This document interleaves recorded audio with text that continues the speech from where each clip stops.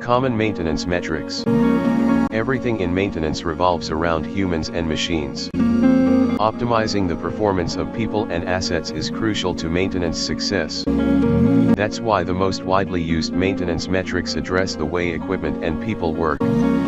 There are three main categories of maintenance metrics: asset, operational, and inventory metrics. Understanding each helps connect the dots between actions and impact, so you can make informed decisions and upgrade your facility.